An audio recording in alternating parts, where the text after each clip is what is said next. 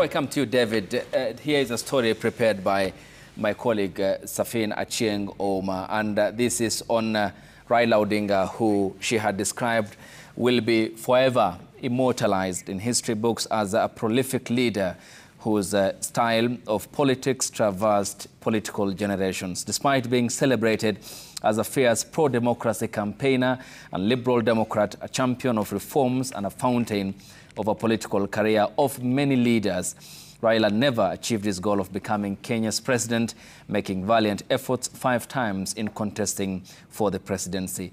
Safin Achieng Oma now looks back at Raila Odinga's 5 missed stabs at the presidency. 15th of August 2022, at the Bomas of Kenya in Nairobi, the then IEBC chairperson, the late Wafula Chebukati, announced the winner of a fiercely contested presidential election. William Samoei Ruto, then serving as deputy president, was declared winner after garnering 7.1 million votes against Raila Odinga's 6.9 million votes. The declaration of Ruto as the 5th president confirmed Raila Odinga's 5th loss in trying to clinch the State House job. The turn of events sending shockwaves among Raila Odinga's political camp. The National Tallying Centre erupted in chaos, with Raila Odinga's supporters insisting he had won the election. This was the 5th unsuccessful time Raila Odinga was running for presidency. Each time he alleged electoral fraud. His first attempt was in 1997 when he contested as the National Development Party's candidate. Raila finished 3rd in this election. The late Mwai Kibaki of the Democratic Party was 2nd, and the incumbent Daniel Arap Moi of KANU won the election. In 2002, Raila skipped the presidential race to support Mwai Kibaki. But he was back on the ballot in 2007 as a candidate for the Orange Democratic Movement. Raila lost to Kibaki in a highly contested election that marked one of the darkest moments in Kenya's political history.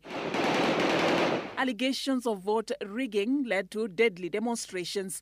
More than 1,100 people died, and about 350,000 were forced to flee their homes in the ensuing post-election violence.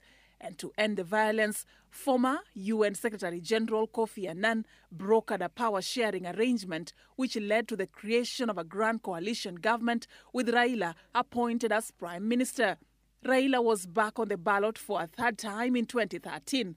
Convinced that he would win the election, he put up a high-spirited campaign against Uhuru Kenyatta of the National Alliance.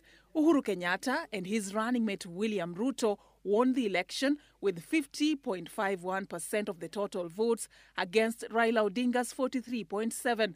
Raila unsuccessfully contested the results at the Supreme Court, which upheld Kenyatta's election. In 2017, the 4th time Raila was running for office, a landmark ruling by the Supreme Court changed the political history of the country. Be able to demonstrate why we reached our conclusion. With 44.9% of the vote, Raila had lost against Uhuru Kenyatta, who was re-elected with 54.1% of the vote. Raila contested the results at the Supreme Court. The results of the presidential election were subsequently annulled and fresh presidential election ordered within 60 days. Raila boycotted the repeat election held on 26th of October 2017, enabling Uhuru Kenyatta's victory with an overwhelming 98.3% of the vote. The Orange Democratic Movement's flag bearer and his supporters organized a ceremony to swear him in as the people's president.